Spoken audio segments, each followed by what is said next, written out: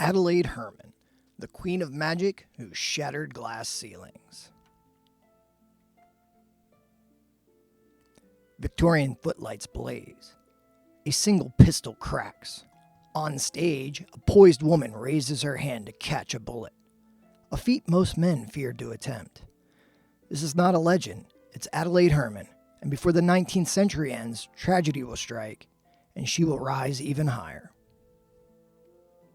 Hi, my name's Ed, and this is Adelaide Herrmann, the Queen of Magic.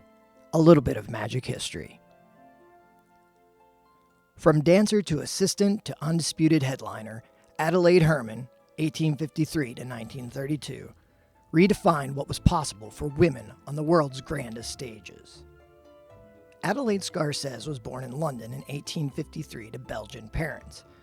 Victorian London was a booming, stratified world where entertainment flourished, but women's careers were constrained. At 16, Adelaide sailed to America as a professional dancer. The transatlantic move placed her in the heart of a growing entertainment economy: music hall, circuses, and spectacular stage acts. In America, Adelaide met Alexander Herrmann the Great, one of the era's most famous magicians. She shifted from dancer to magic assistant, learning timing, misdirection, and the rhythms of illusion. Married in 1875, the Herrmanns became a brand: wit, elegance, and technical polish. Together they packed houses across the U.S. and beyond, perfecting the theater spectacular. An assistant wasn't just a smiling presence.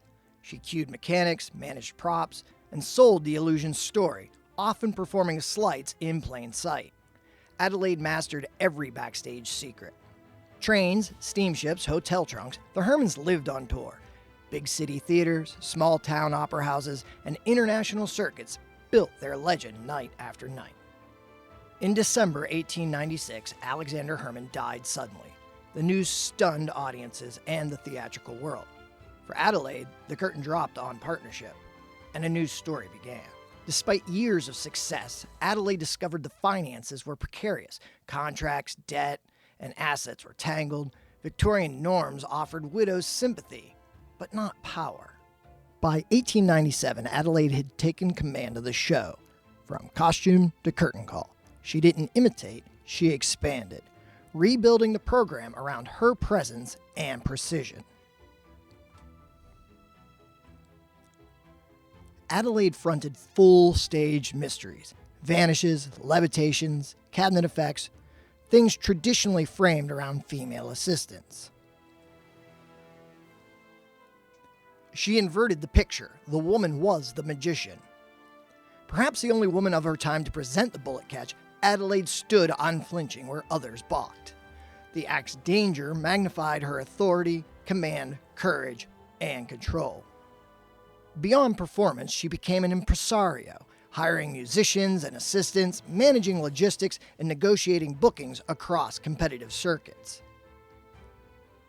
Posters crowned her the Queen of Magic. Audience came for the spectacle and stayed for Adelaide's calm, command, and elegant showmanship. Adelaide proved a woman could lead large-scale illusions, manage a company, and sell out houses. Her example widened the path for the next generation of performers. Beyond performance, she became an impresario, hiring musicians and assistants, managing logistics, and negotiating bookings across competitive circuits. Posters crowned her the Queen of Magic. Audiences came for the spectacle and stayed for Adelaide's calm, command, and elegant showmanship. Adelaide proved a woman could lead large-scale illusions, manage a company, and sell out houses. Her example widened the path for the next generation of performers. Longevity became part of her legend. Decade after decade, she sustained physical, logistical, and creative demands, an endurance few achieved. Adelaide Herrmann died in 1932. She left behind more than memories. She left behind a transformed industry where women could headline, negotiate, and lead.